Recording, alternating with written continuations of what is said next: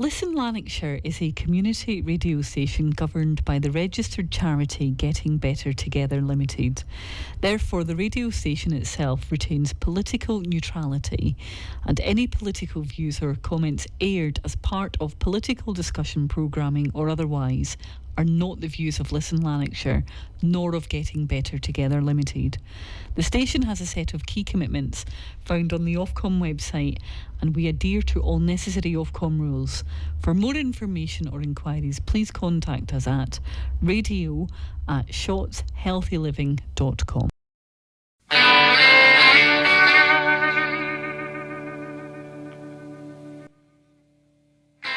This program is a political discussion and commentary show.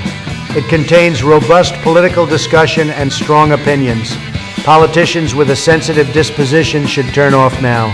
The views expressed by contributors are their own and are given in a personal capacity as residents and individuals. They do not represent the views of any council, Listen Lanarkshire, or any associated organization. No council resources are used in the production of this program. Contributors who hold elected office are not speaking on behalf of their authority and are participating in a personal political capacity. This is a great show, beautiful show, big beautiful show, so big and so beautiful. These guys are great, not as great as me.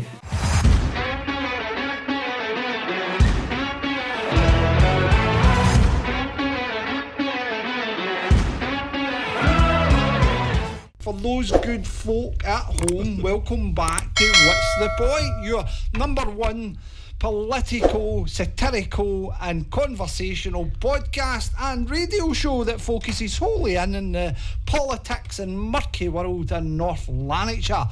Well, I am your host, Greg Lennon, and tonight, as always, I am joined by my very, very good friend and partner in procedural crime. It's no other than the man himself, Mr. Gerry Brennan. How are you, Belzell Bowler? Very well, Greg, and as always, it's an extraordinary pleasure to be here. Well, for anybody at home, it does they know Gerry is obviously the man that's brought cycle wear into the main fashion streams, 2026 couture, and that lycra on a middle-aged man, can I assure you, is something worth seeing, especially with the Crocs.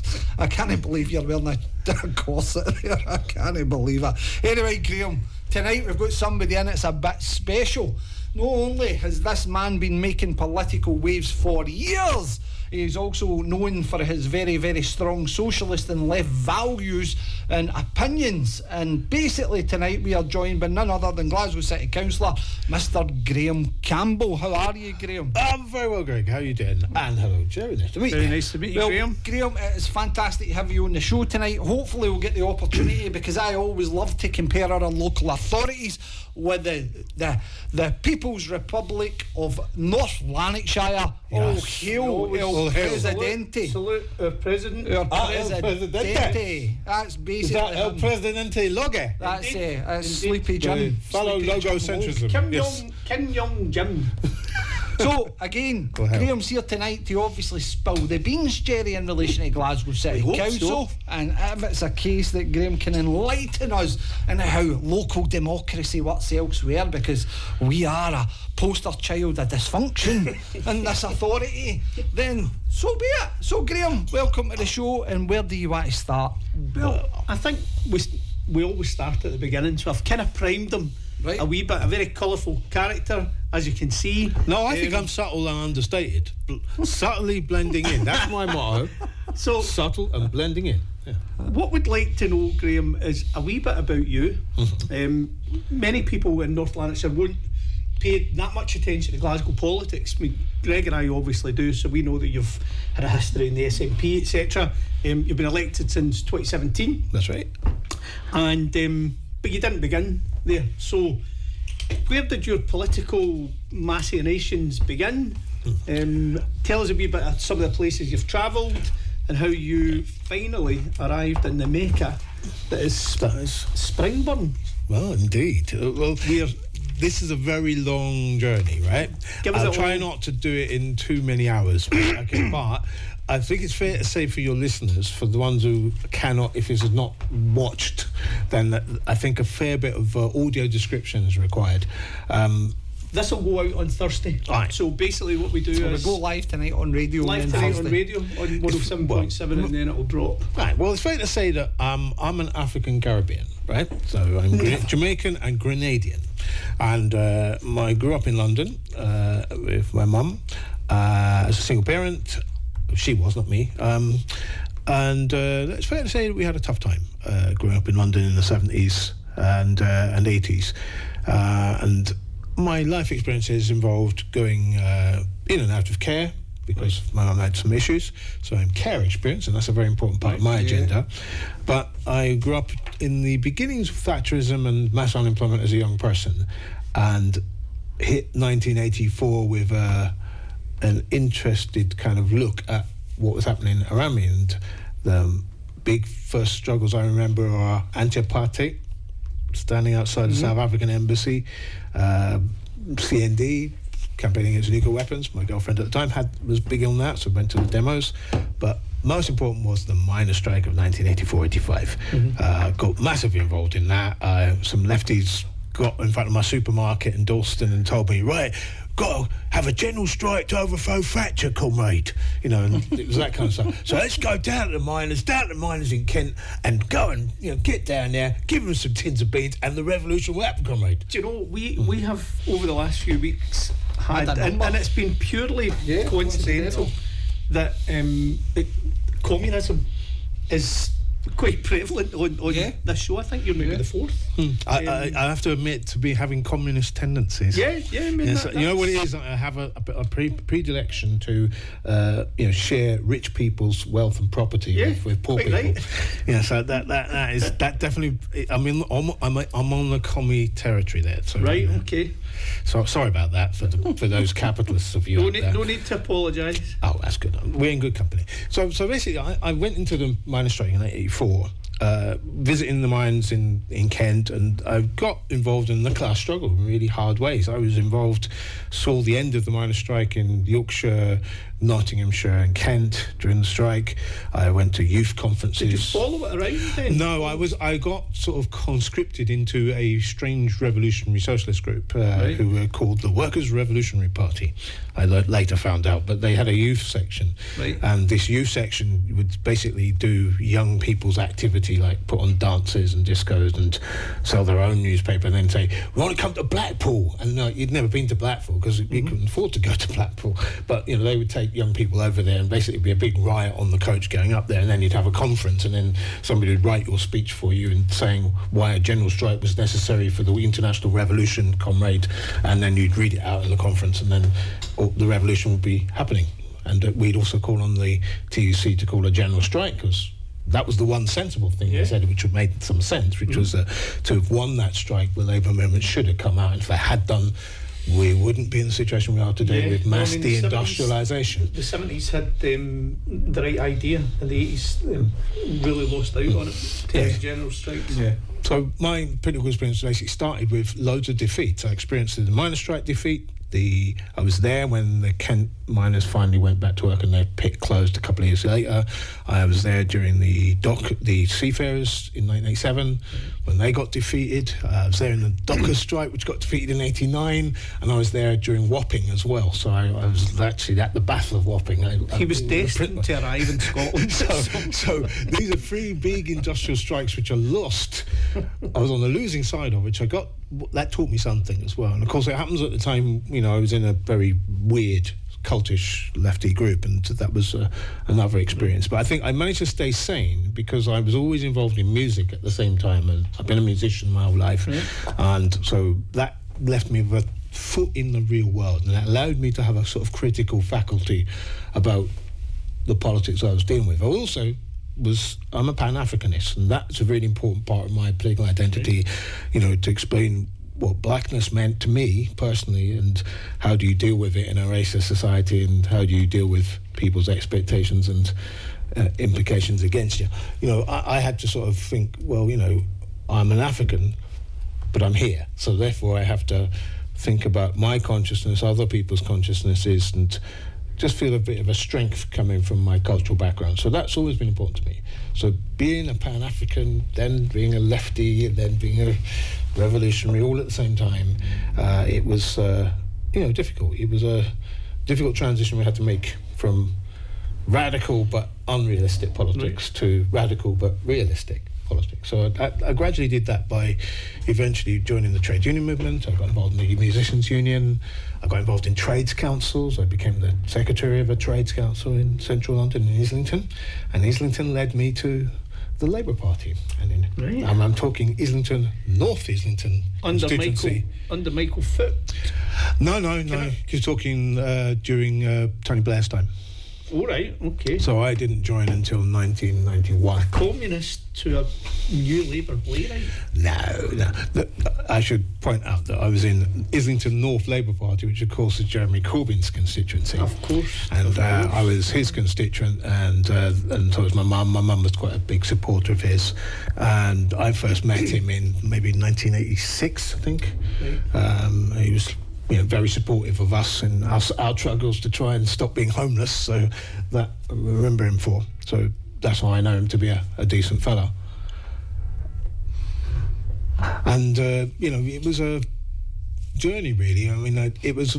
How do you do realistic politics? How do you do stuff that relates to working class people's experience? Gives them something tangible in the community that you can actually feel, like decent council housing or social services. And we were involved in the struggles against cuts to the council, and there was always that division within the Labour Party between the community left and the trade unions, with the parliamentarian types and the people running the council. It was always the middle class ones were always in charge of the council, because they were the ones who had time to actually go and do that for a living, because in those days councillors weren't paid, so you can do that if you were working class. If you wanted to eat and pay rent. So, or you had to have another day job, which means you couldn't really effectively do the job properly. So it wasn't an option for me, really, other than to sort of try to fight for the left's cause. I fought against Clause 4 when they abolished that in 1994, so I was part of the struggle against its removal.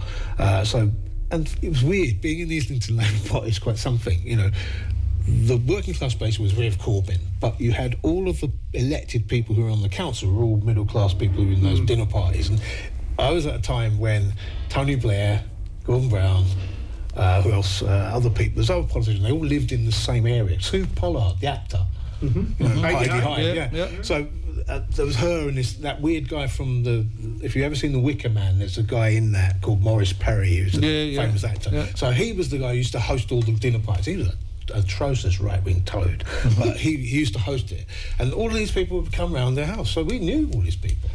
And they were just, they were, in them days, they were kind of not quite as statuette as they ended up being once they were in office, but it was this weird coalition of people who were quite right-wing social democrats to the militant tendency, and everybody was there, and then they weren't very nice, to be honest. But they need just to get them elected. Aye. But it told me a lot about the left, being in the Labour Party, because there was every variety of lefty. Then there was me, trying to fight for the black section stuff, and trying to get an anti-racist perspective across. So it was it was a real good education in one respect, and also being in a trade union, being a trade union delegate. So it taught me a lot about organised politics and what the relationship between the conscience of working people and what they express in a vote, and the community activism that they have, versus how it's politically represented. I could see the difference and the distinction between it, and I've always thought you really need the ordinary folks to have the power to properly organise, to hold those people to account, so that they do what you want when they're in the council chamber. No, it should be. I mean, it generally should be like that. You ended up in, you've had some international experience as well. When did that drift in? Okay, well, variously, as a musician, I went and did cultural stuff in Jamaica and in Canada, and I had family in both places, so I ended up sort of spending a bit of time there during the 90s. So I was in there in Jamaica during the mid-90s as well, and that was how I first came to Scotland, actually. It was through this cultural circuit of doing music and doing bands, and then having bands that would come on festival road shows. back in them days, before 1994, for anybody listening, before 1994, you used to be able to go in hippie convoys, in free festivals, in farmers' fields, anywhere you liked, and there wasn't laws to stop you. It wasn't like these commercial Glastonbury-type little mini Glastonburys that you have everywhere. We just organised our own. So musicians and bands and cultural artists, circus performers, DJ tents used to travel on the road in their own coaches that they reconditioned, and this road show would go and travel from one field to the next one, the next county, and there was a circuit, and 2 of these events were in Scotland. Right. One just south of Edinburgh, one just south in the Forest of Iron, Dumfries and Galloway. And from those 2, I used to meet the Edinburgh and Glasgow lefty and environmentalist folks, and that was our first sort of interactive with people on the left in Scotland. So that led me to visit Edinburgh in 94 for the first time. I then stayed in Rutherglen at the time of the 1997 general election. And that, I think, may have been the last time I voted Labour, was actually then. That was the last time I did. So that 1997 to get Blair in, so I was in Scotland then, so I started to get to understand a bit the about new Scotland's Dawn Rising. politics. Remember that? The new Dawn Rising. Ah, yes. Wow. A new dawn has broken, has it not? Yes. Yeah. So again, listen, it's fascinating, but in relation to where we are now, Graham, because obviously you've came through, I would say, some turbulent years politically. Where would you say it kind of ranks now in relation to the political madness? There's no other description for it, and where we currently sit. Well, this last 10 years has been crazy, but this last year in particular has been well off the chart. I suppose what it is the certainties we all had, which was when I was growing up, there was a Cold War, right? And then we were all worried about nuclear destruction and the end of the world through war. Yeah, I remember reading the book Third World War. So we all had that in our way. Then, of course, once the Stalinist regimes collapsed and the Soviet Union's gone and the Eastern European countries become capitalist, you then have a different world order, this neoliberal order, as they call it, where Thatcherite economics and social politics gets transmitted to the whole of Europe. They have the same border control policy, keeping people from Africa and the Middle East out of Europe and all of that. So that gets translated into more wide politics. I suppose I was affected by and sort of influenced by that whole experience, because it was it just seemed strange to me. We had a different world order which changed things dramatically for us. So it imposed these public sector kind of austerity duties on all of the powers, whether it was British or European, it didn't matter. Both sides of that Brexit debate, but the ruling class on either side of it, they both believed in making the working class pay for the faults of the capitalist system. The key point for me was 2008. When the international financial crisis happened, and none of the people who were responsible for it paid for it. The bankers stayed out of jail. They got away with it, and they got away with blaming disabled people, poor people, all of that. And there wasn't enough of a fight back from us. Some of us did. The students did, the disabled people did, but the Labour movement didn't. I mean, you're an SNP councillor in Glasgow, right? I know. And you have felt, surely, even before the 2008 crash, decisions that were made. You're saying it was the last time you voted for Labour in '97. I never voted for Labour, but I came back to the UK in '97, having lived in the States for like 6 years, and we came back because Labour had won the election, and the bad old years of Thatcher were behind us. The terrible 80s were behind us, and there was hope that this was going to be a transformational time politically. But what it resulted in was PFI, and in Glasgow, and in many other English cities, and in North Lanarkshire, we are now still paying the price of decisions made by Tony Blair and Gordon Brown. Mention his name because it's his idea. Who mortgaged each local authority up and down the UK with PFI debt. And when we look at the problems that we have each year when we get our revenue budgets through for every local authority, every local authority, authorities down south who have gone bust or who have moved into special measures. These are direct results of decisions made by New Labour. I mean, we've got the same problem. Obviously, in 2030, many of our PFI schools are coming back to us. So we've literally just had that conversation. 2037, we have. Aye, So we're- ours we're- come we're back to us in years later. 2030. Yeah. Now, of course, it's not just. It's good that the property is coming back to us, but it's coming back to us after Looking at 20, 30 years of these people making profits out of it, not repairing them to the standard they should. They'll absolutely leave not. them in a state where we have to pick up the bill. Yeah.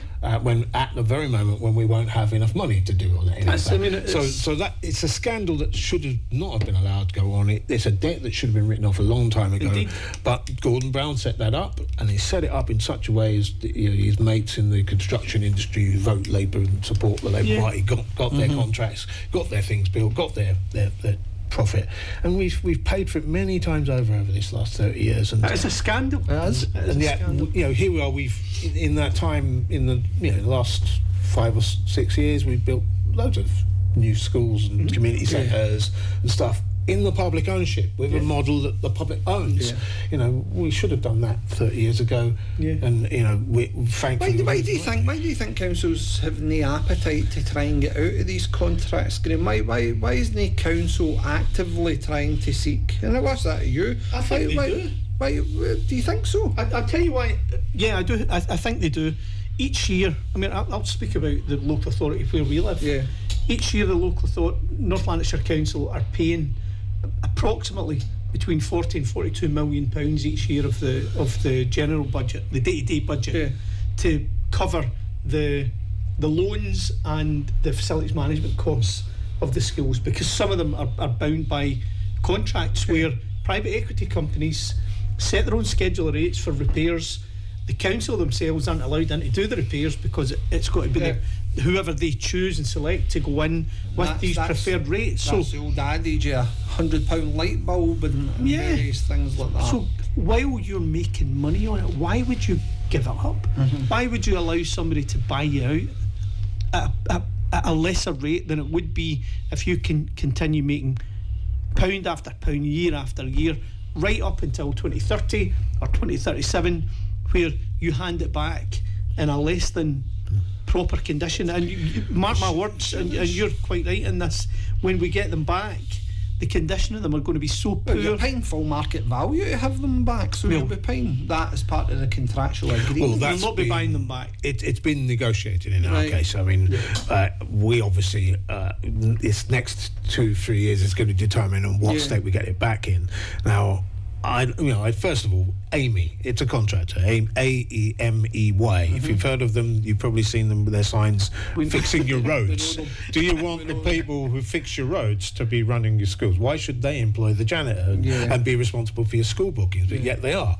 It's ridiculous that such a company should be doing it. And but that's been the arrangement since I've certainly the last 20 years. Amy, mostly it's mayors. For us, so mayors. So the same people who have the landlords and who's do all the housing for us. And all the rest So of that what makes them qualified to do that? Apparently they have a division. It's money. Yeah, we did a contract for £1.8 billion where Mears were the sole bidder, Graham. And so there was a process. How many years did we have between the awarding of the contract to the renewal of the contract? About 12 years. 12 years, 12 right? years. And in those 12 years, the best that we could do Rather than under their illustrious leader was come up with a position where it was a single bidder. Yeah. For a £1.8 billion pounds contract. Nobody else was interested. No breaking into lots, nothing like that. But these people have got form. If you've read it up about them, and anywhere where they've run the housing repairs, anywhere in England or Scotland where they've run it, and I've had time to question them on their role in Scotland, especially when they had the asylum housing brief, that they are slum landlords.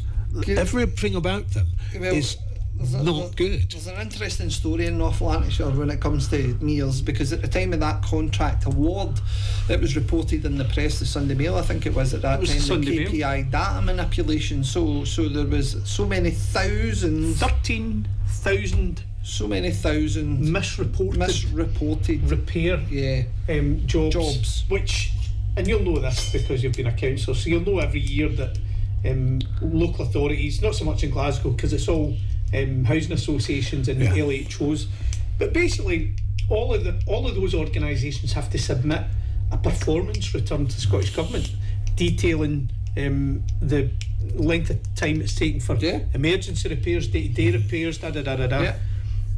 in a very short period of time, 14 months in fact, 13,000 examples of misreporting on KPIs. So God knows. So I mean, mayors have been running North Lanarkshire's day-to-day repairs for the housing stock for since 2012 for a long time. Aye. So if in a 14-month period you've got 13,000 misreports, God knows how But it many comes back. I think it always comes back. You highlighted the point there under Blair's government, and there was a feel of enthusiasm and everything else. You look back to the last general election when Keir Starmer stood. Okay, was there the same level of optimism potentially as what there was at the time of Blair? But people put their faith and their trust in Labour to make that change, to start to look at cost of living, start to look at all these different things that impact daily life. And I think for what they've been sold to what they got is coming home to roost at the moment. But when you look at North Lanarkshire politics, yous have got a wee bit of a different scenario where the SNP took over the administration, whereas in North Lanarkshire we took over for a whole 8 weeks. So again, we're back to that time immemorial Labour administration where it never changes, it continues. Again, money for old rope, in my opinion, and especially under the leadership of that individual and the very glorious dear leader, the regimentitator El Presidente Logue.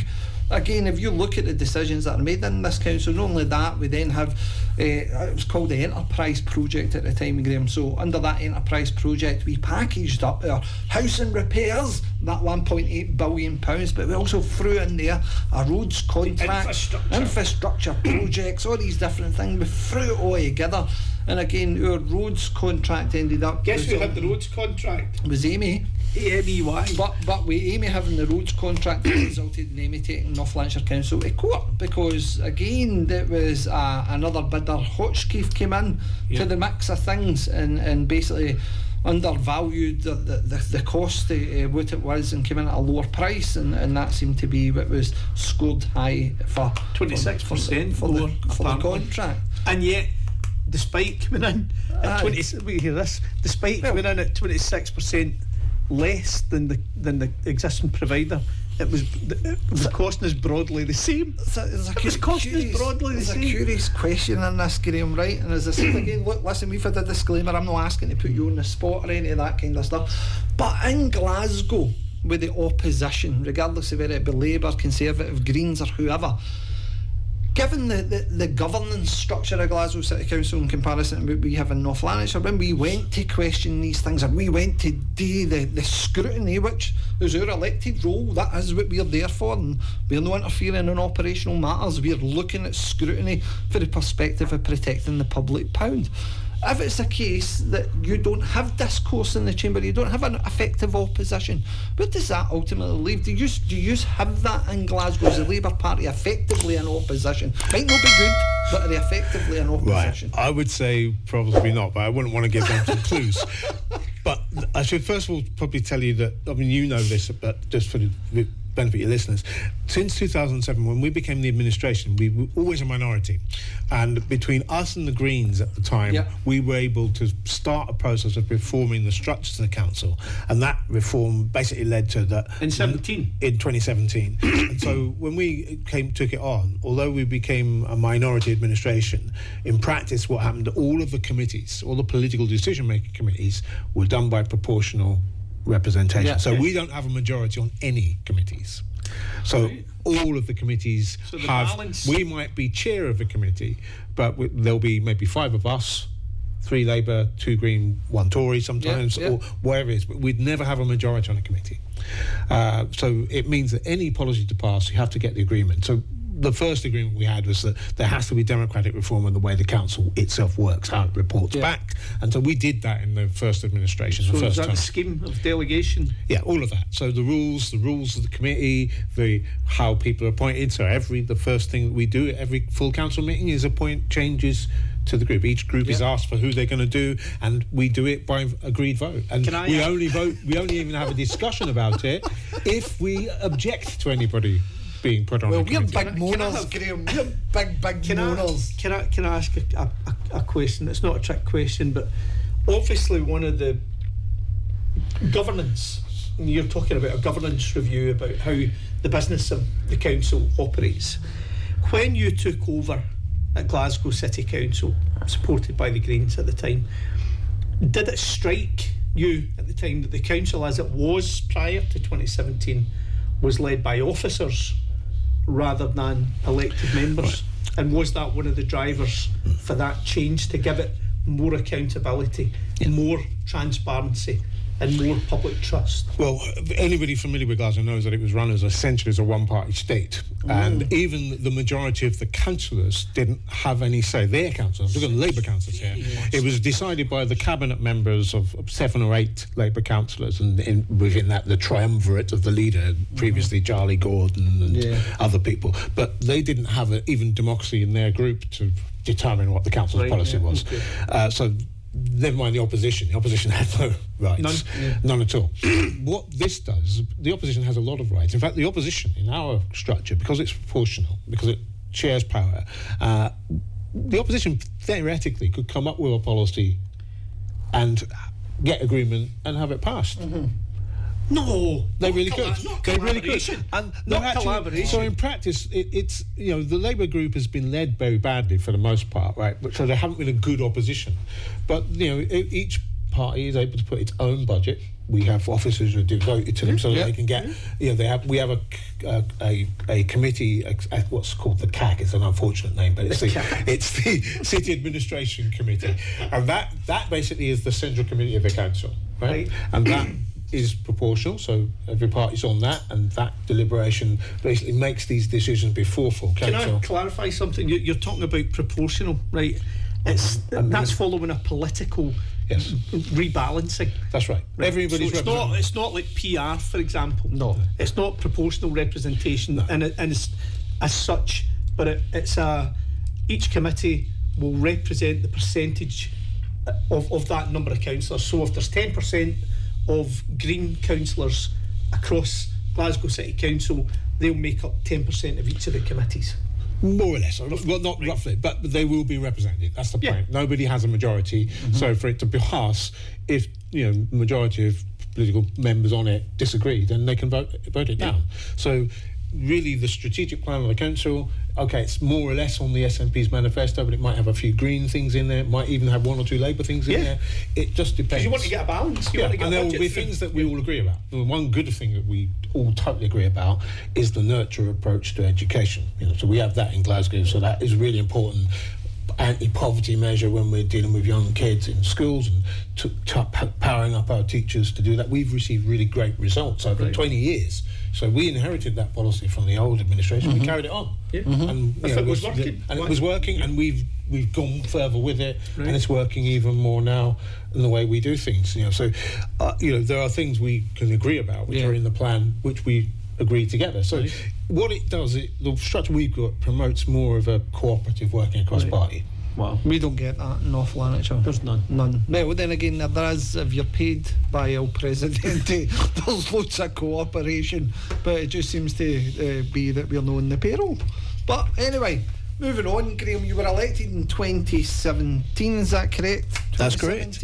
So 9 years, nearly. Looking at a 10-year legacy. See this beard, man. My goodness. Was it black? It was black when I started, And get the Lady Grecian in there. And that time scale, obviously, as I said again, an individual who's been watching Glasgow and looking at Glasgow try to basically remove the Labour shackles and try to bring in some sort of progress to the city. How effective do you think the SNP administration has been? I think we've been effective in lots of ways, yes. There are bits of it which are more difficult to turn around, and we started with austerity affecting negatively. When we came in, we obviously came in at a time of austerity, and it stayed in austerity more or less. So the budgets have been difficult, but because we've had so we have a good relationship with the government because we're the same party. That's helped us to get more out of them and get fairer settlements for Glasgow. But it's fair to say that Glasgow's not had a good time since 2008, really. But the difficulty that the outgoing administration had, it took that out on the frontline services. So it reduced the workforce by a considerable amount, particularly in cleansing. That was the big one.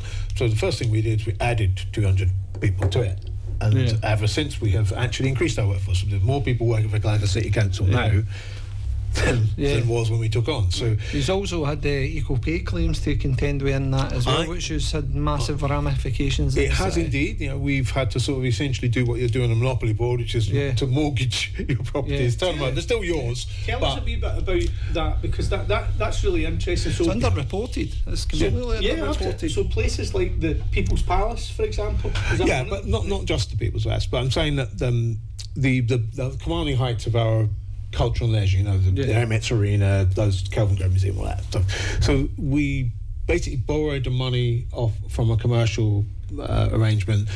We're leveraged on the properties we own to pay off the £1 billion worth of settlement. As I explained, go back to 2017 when we discovered that the council had been spending millions in lawyers' fees, basically to avoid negotiating with their own workforce. That is the women workers who are being unfairly treated by the paying and grading system. Now I know this because back in 2012. When Unison members went on strike against the introduction of this new pay and grading system, I was on their picket line. So, we knew this was unfair. They were told it was unfair. Unfortunately, what happened was that the unions representing the male manual workers who were better paid protected their position in a sectoral way against the making women doing equivalent jobs having equal pay. And that was basically why the Labour administration said, talk to the hand, face ain't listening. The unions were quite happy with the arrangement, so they lived with it. They fund them. So basically, and I'll call it as it is, the GMB at the time sold out their women workers to advantage their male workers. They allowed this system to go on for 10 years. And when we came into office, we discovered that the council was actually fighting their workforce in court to stop them making this claim instead of negotiating with the union. So this is the Labour Party not negotiating with its own trade unions who pay it money. I did quite a bit of research into that a few years ago. The number of women workers who passed away without receiving settlement is an absolute disgrace. Well, I'm very proud of the fact that one of the first things I did as a councillor was to argue in my group to say we must put this to a stop. So we halted the legal actions. We said, no, we're going to negotiate with the trade unions and we're going to settle this. We're going to find a way of financing it. And I said, you must find a way. Yes, it will. And they said, potentially hundreds of millions of pounds. So what? These people are owed the money. It's their money. It's their money. So, so straight away that moral clarity from the beginning. And, many of us were new, of course we were, but we were very clear that our moral principles, our moral compass meant that we were going to solve this. So we stopped the legal action by the councils, we called in the negotiators and we started negotiating. And of course, we were not far from a settlement in 2019 when, of course, we then get hit with COVID in early 2020, which delays the implementation. But in the end, jumped on the back of that to be hypercritical. Especially GMB to be critical about the pace. Having worked against those female workers over decades, they then hammered down on that, the Glasgow administration, for not moving as quickly. It's a damn cheat that they went out on strike when we were negotiating with them. They didn't go out on strike when Labour were in office, did they? No. They were on the pickets. The individuals that were the main mouthpieces at that time, if you look at the political ambition that's then soon sort of been brought to light, if you look at Unison and various others, Baxter, who is now an MP for Labour, and various others, Joanna Baxter, So you look at these individuals. As a trade unionist myself, I've always struggled with the idea that these individuals are out there fighting your corner. But as I said the last time we were on the show, when your reps and everybody else is going back up to the management flat to have tea and coffee with everybody, I'm all for that. There's got to be a relationship that's in existence, but really in effect, how effective are trade unions nowadays? And that's a concern. I don't see them as being. Well, I think they are. It's just that I think that they married they weighed up against the industrial might that they have by being able to pull the cleansing and the embarrassment that caused when the cleansing goes out for the council. It's difficult politically for whoever's in charge of a council. Having the industrial might to be able to pull that section of workers was seen as that's industrial trade union politics. Workforce. It didn't seem to them that the importance of the social care workers and staff, those grades, the women who were janitors and all that stuff, they didn't seem to think that they was as important as industrially important. Now they do, but that took a while. It's only because there was a fight for equal pay, which the women themselves started with their own lawyer, having to go beyond the unions, and then the unions jump on that bandwagon, and then they together meet a council that's prepared to negotiate with them. It's only because the council changed. Claims. I think ours are settled. They're settled, or they're close to being settled. I know that there was a lot of work that went in North Lanarkshire to clear that. I think we're almost clear, if not completely close to it. The question I wanted to ask is, we're speaking about unions and structures of local authorities and governance and all the rest of it. What's your perspective on Cllr and the value that Cllr brings to local authorities? Is it a help or a hindrance? To be honest, I can't really tell. Although we have representation on it, and now that there is an SNP majority, there's an SNP chair, there's relations between Cllr and the government. It's a kind of loaded question, a wee bit. I don't know where you're going from on it, but I'm saying I've not ever been involved in the Cllr structure, but there's people I know who've been spokespeople for certain portfolios, right? So they speak out on behalf of councillors, and sometimes they are critical of the governments, sometimes they're not. It depends, but obviously I think that just generally local government has been treated poorly just generally under the devolution settlement because of the way the structure of devolution works. There's and this is true in England as well, the hammering of local government over the last 20, 30 years has been just appalling. Loads of services gone, loads of services underfunded, cost cutters. If you're in, but compare ourselves, say, to Liverpool, right? Liverpool's probably lost 2/3 of the funding to its local government in the last 10 years. Same with Manchester. We haven't been as badly affected as that, but it's still been pretty bad for us. The reason that I asked that, you mentioned social care workers, and I have a particular interest in that because that's what I did before I was foolish enough to get myself involved in politics. But the National Care Service and what happened to those proposals, I think Cllr in particular were responsible for that failing. For nobbling it, you mean? Yeah. And coming out of the, it was clearly in the SNP's manifesto, and they sailed to victory. Whether you voted for them or not, it's a manifesto pledge. And my understanding of that is that Cllr was instrumental in ensuring that didn't go through. And one of the reasons why, and I've heard this said in back rooms, is that the reason that did not go through is because, as well as social care services, it was going to encompass early years and children. And chief executives up and down the country I've heard the were same upset because they were saying to themselves, well, significant amount of funding is if you're going to taking disappear. that away, what role for me? Yeah. What role for me? If you're going to be taking almost 50% of my revenue funding for social care and early years education, what role for us chief executives and central management teams and senior management teams?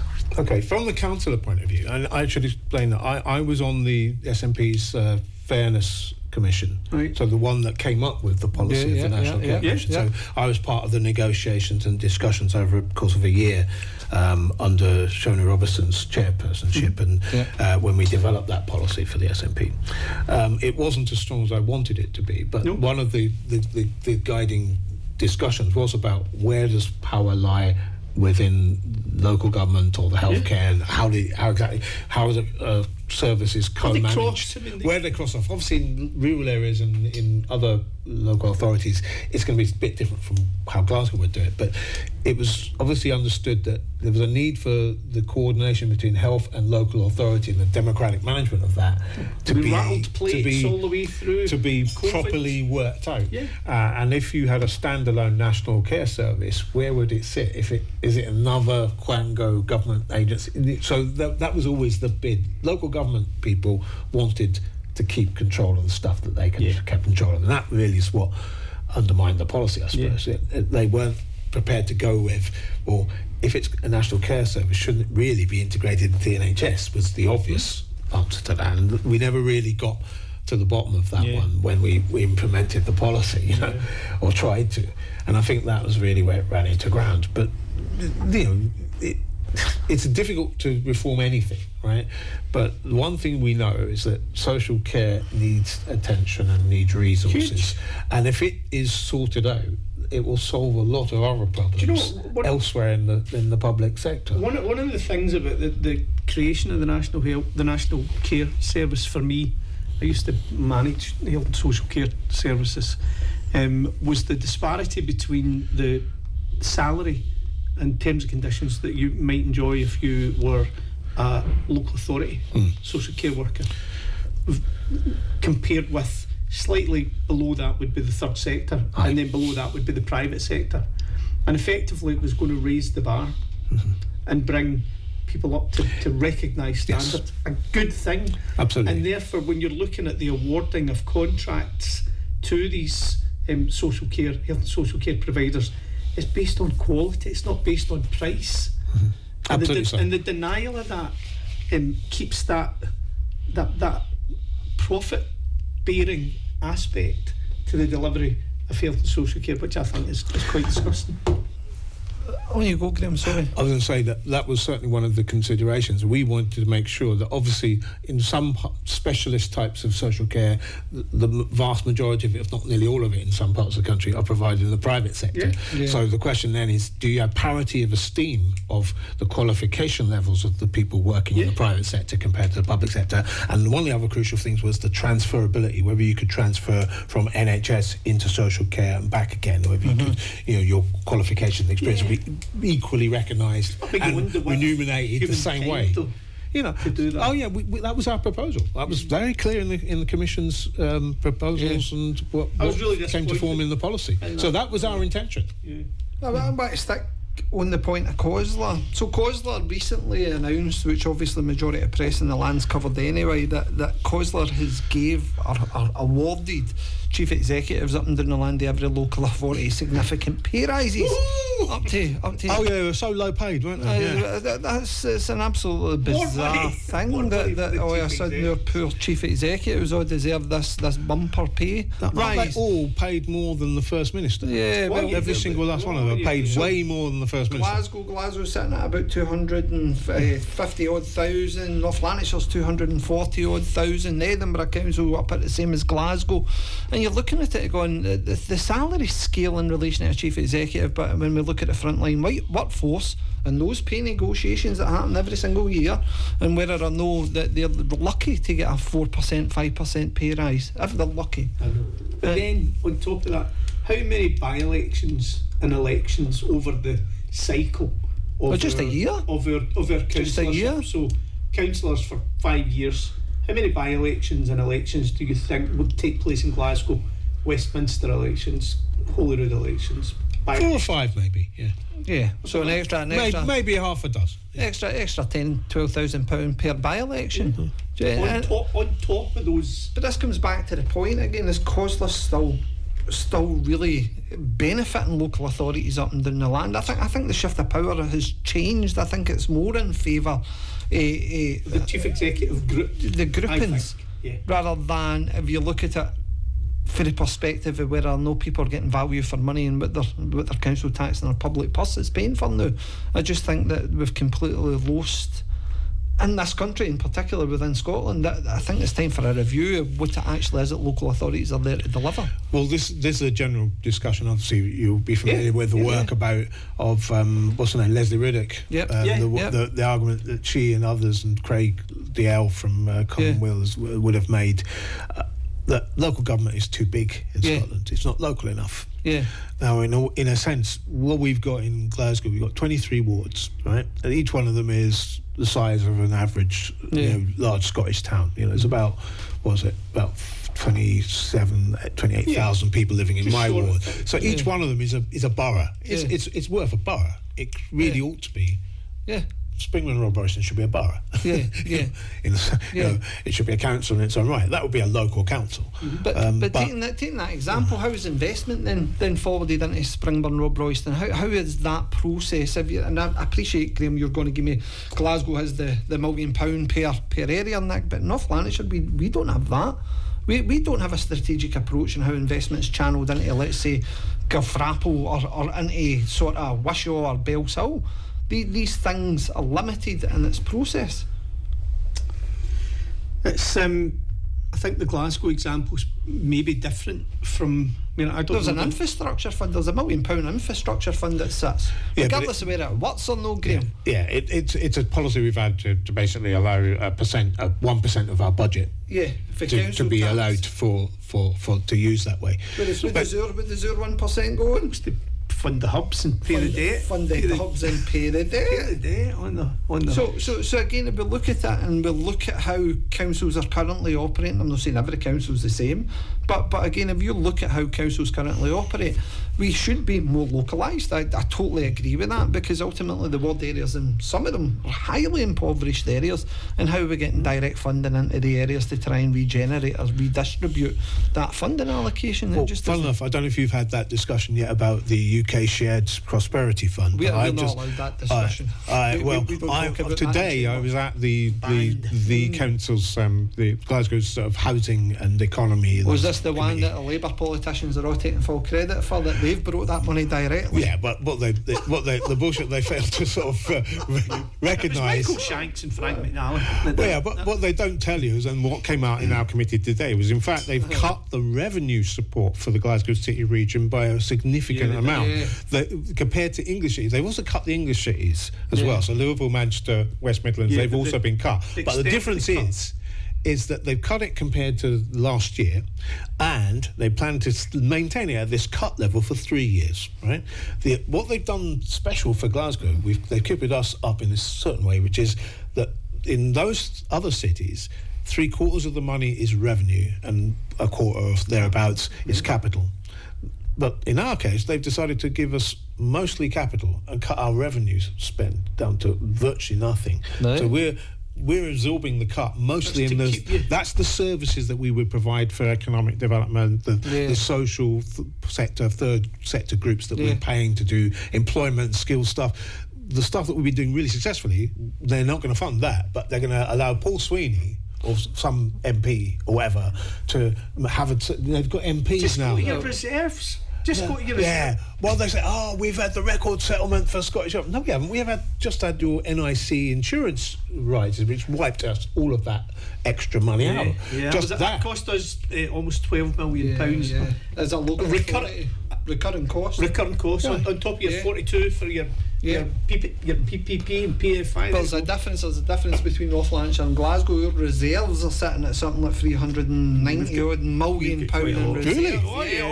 We're one of the richest councils in the land. We're putting everybody's council tax year on year 10% under El Presidente. Council rent, you've no idea. £300 million, £390 million, just shy of 400 million. We keep rising and rising and rising council tax year on year, and that is a political decision by El Presidente. Now, that's enough to pay for about.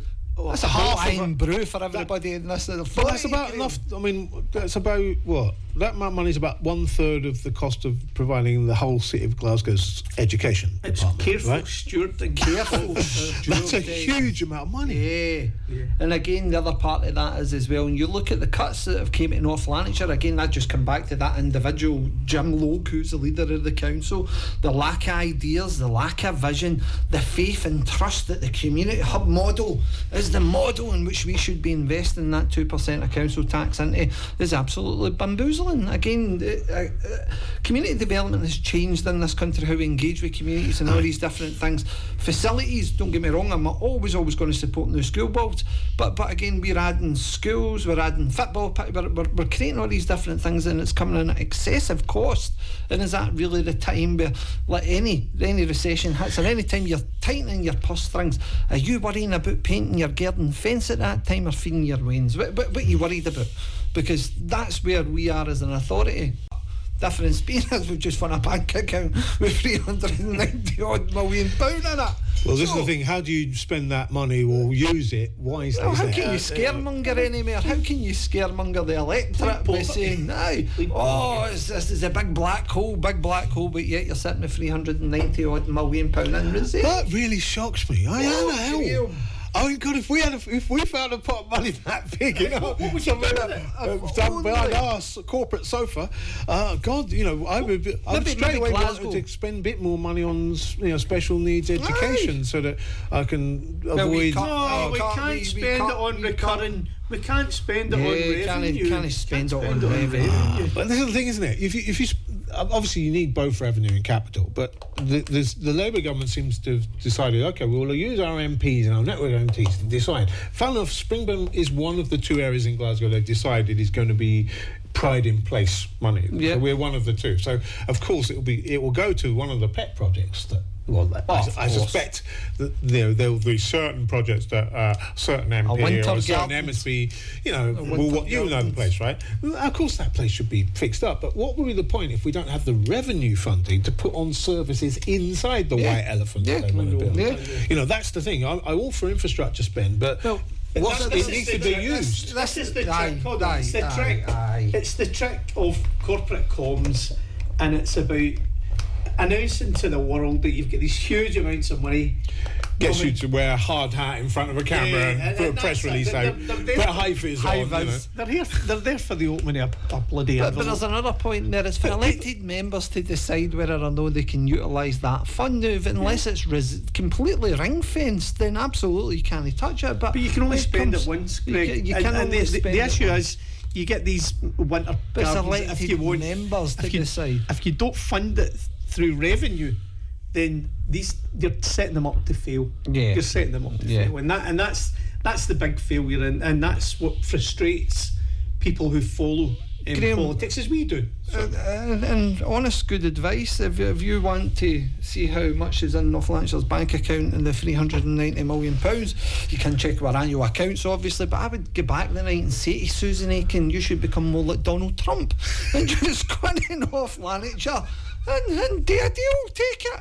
Take that council. Well, they're in City Region together, so North Lanarkshire's in that, so they City can't Region. plead poverty anymore. We can't plead poverty anymore. And that big black hole all of a sudden's now robustly turned back into a shining star in the sky, and no supernovas.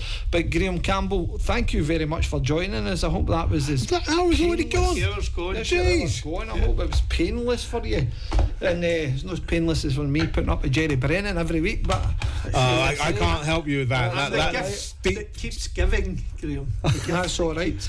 We're going to stop for a couple of songs just now, and then we'll come back. Get this man a coffee, and by the time we come back, then we'll be straight on to TikTok Live. There is a major news story that's broke today, and again it's involving a situation that we covered not too long ago, and basically it's all over the press. Is it going to get us into trouble, Greg? I funnily think it is, Gerry, and as you can see, I'm not really that concerned, but it's in the news, so we're going to talk about what's in the news. Alright, we'll see you shortly.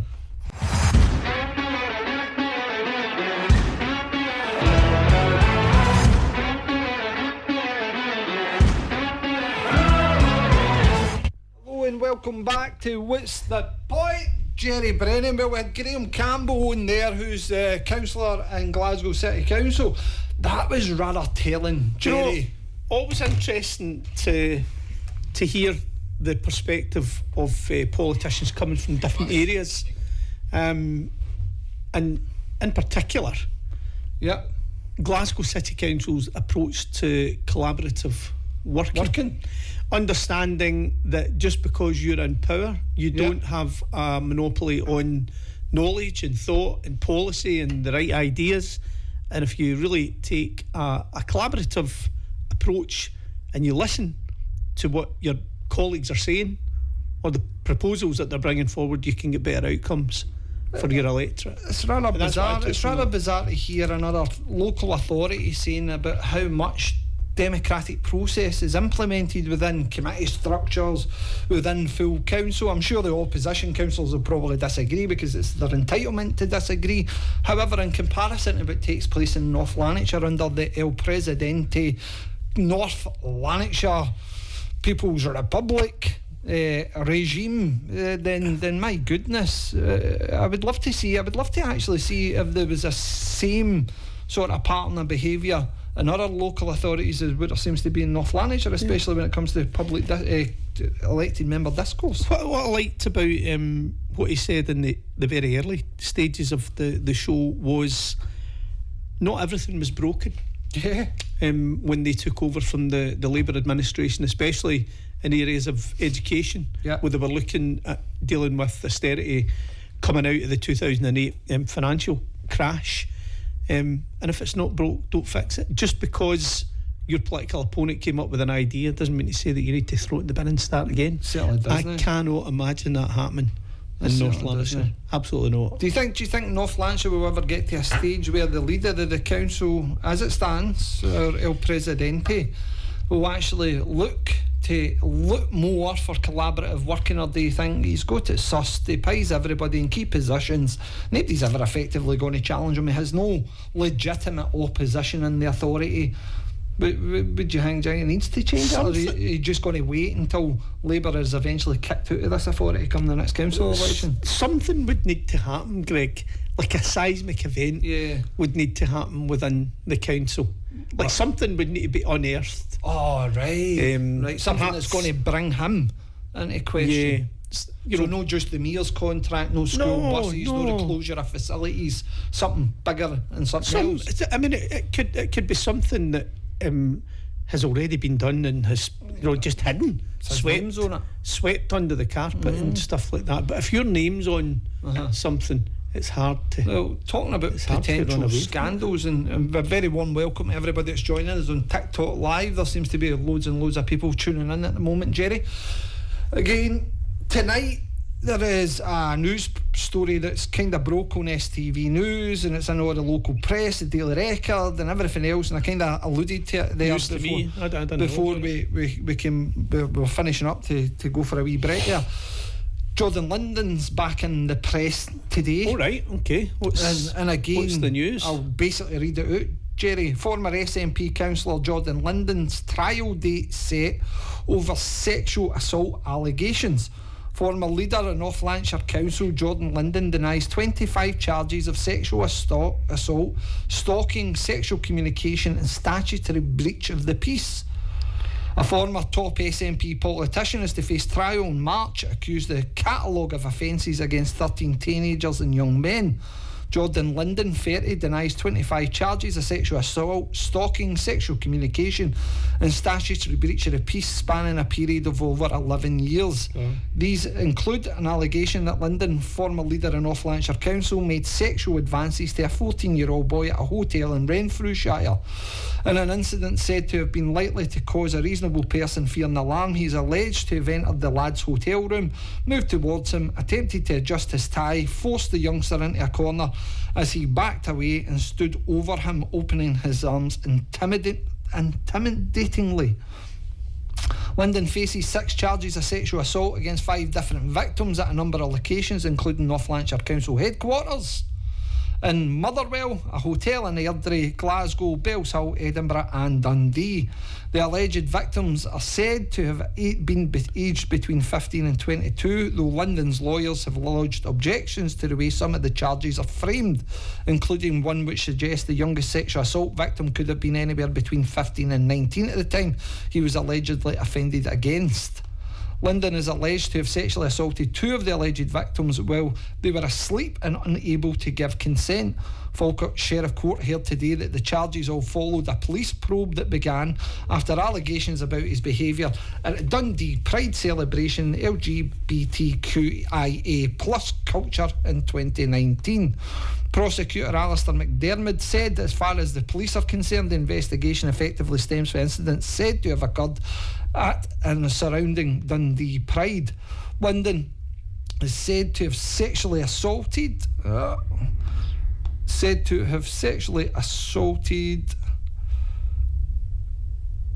The alleged victim said to have been aged between 15. Lyndon's lawyers have lodged objections. I've just lost my place there, Gerry. Sorry about that. Lyndon said to have sexually assaulted 2 young men aged 18 and 19 in Dundee on the day of the Pride event, 21st of September 2019, following him into a bathroom, locking the door and asking him to urinate in front of him before trying to kiss his neck and bite his ear. Sexual assault of the second of the 2 young men at Dundee Pride, the 19-year-old, is said to have involved Lyndon placing his legs on his knee and repeatedly trying to pull down his trousers to expose his pants. Lyndon of Bells Hill faces several charges of communicating indirectly with males aged from 14 by sending graphic sexual material, including partially naked selfies. He pleaded not guilty of all charges. The court was told his jury trial was likely to start in 2 weeks. McDermott, the Deputy Fiscal, said Falkirk had been chosen as a convenient court as many of the trial witnesses would be travelling from the west of Scotland and Edinburgh. 10 of the charges alleged Lyndon was involved in stalking his victims, including tracking one of them using his online location and demanding he send pictures of himself from the gym. Lyndon, who stood down as local authority leader in 2022, has lodged a special defence of consent in relation to 4 of the 25 charges. The Crown has also given notice that it intends to lead the evidence out with charges of an incident involving a sleeping man at a youth hostel in Barcelona in 2016 and an alleged assault at a hotel in Venice, Italy in November 2018. Lyndon is said to have thrown a cup and its contents at a 22-year-old man.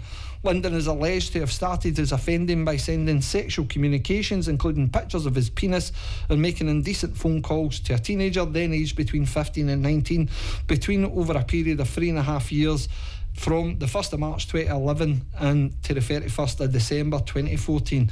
He's accused of stalking. This goes on, by the way, this continues.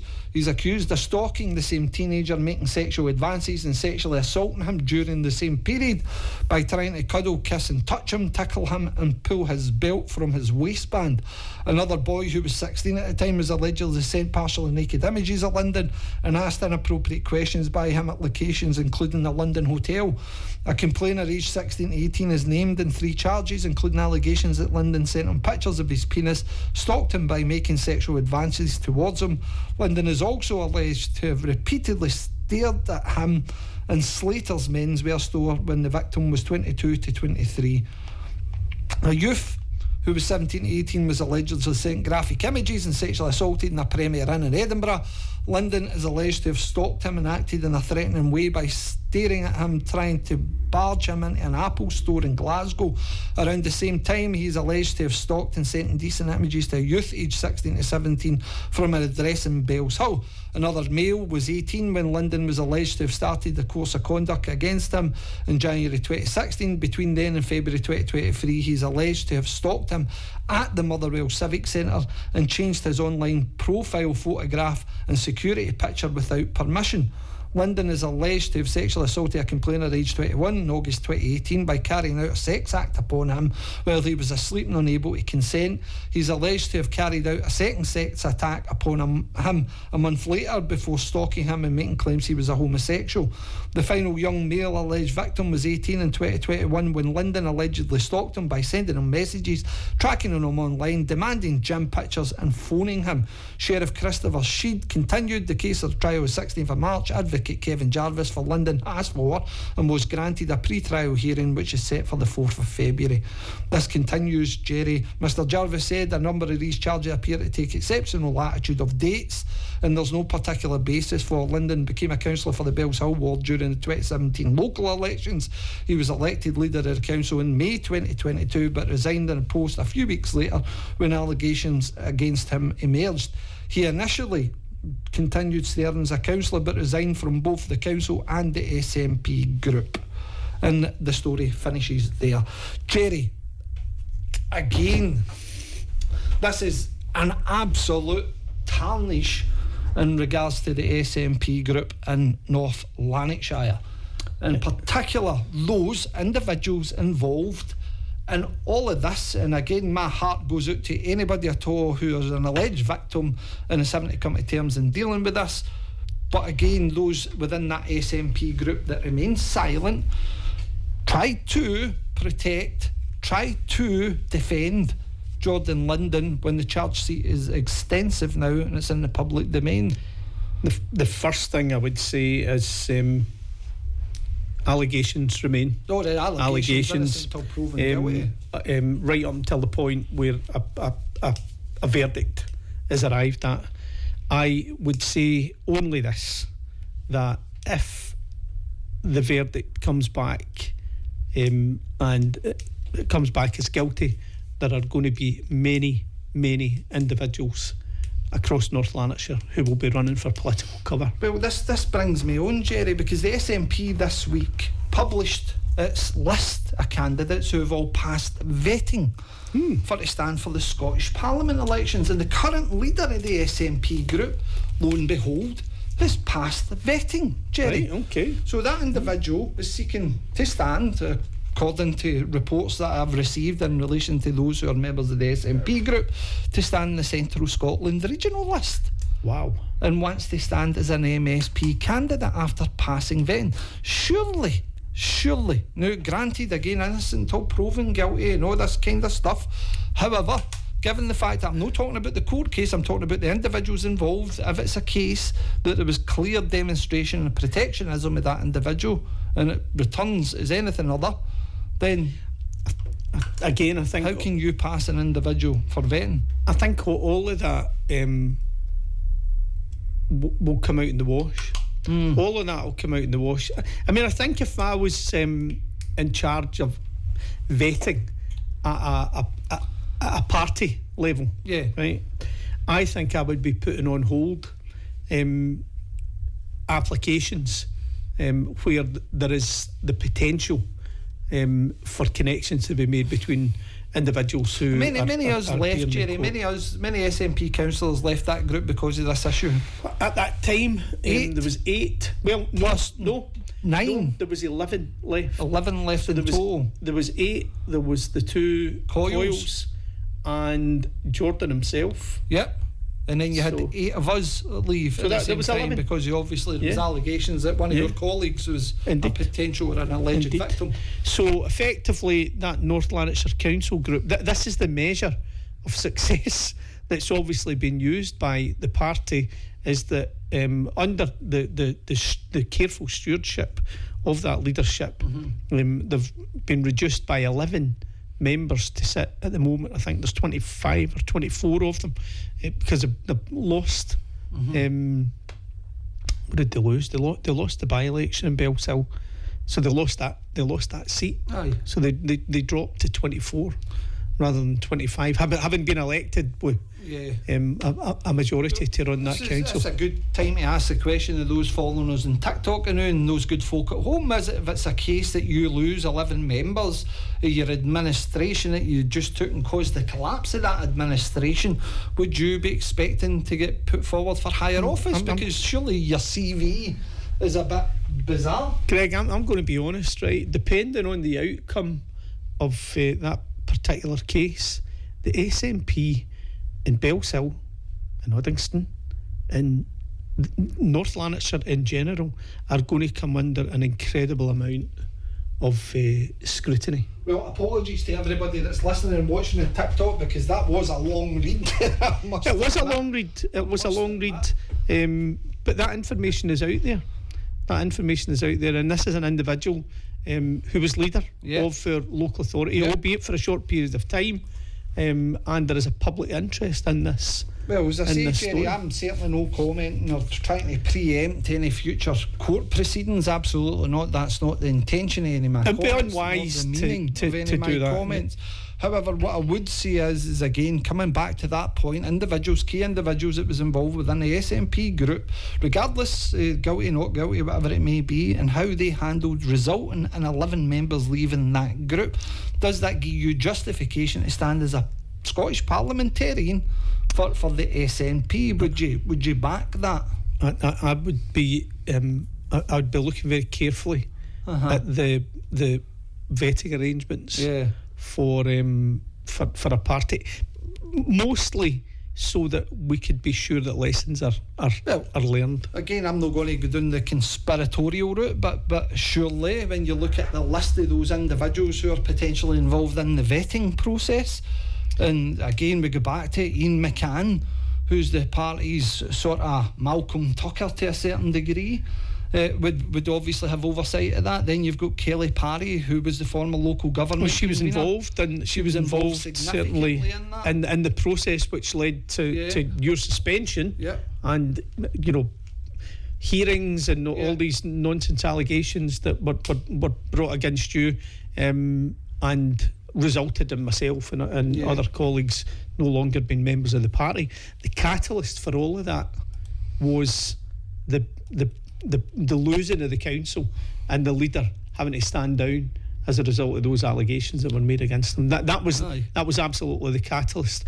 And not that long after it, the leader of the Labour group assumed power again after a brief respite. And I've said all along that I think he knew what was coming down.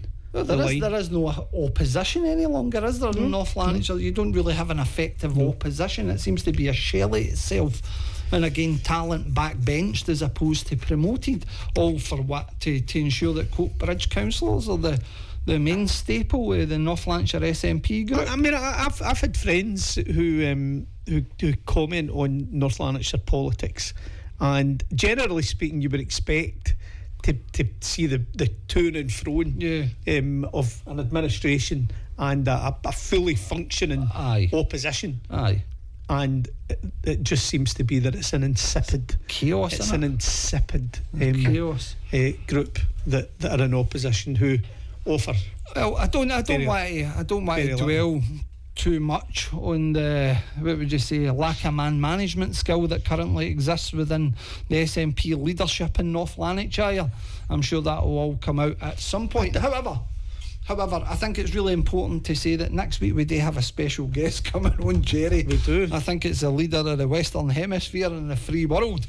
But we will look to try and get that individual on nice and early. Plus, also we've got another surprise guest next week. Will it be another SNP councillor? Will there be an email out, Gerry? Will there be an email out for their comms department saying, "Don't you go on that podcast because Tracy said"? Who knows? Who knows? What a guest this week. Yeah.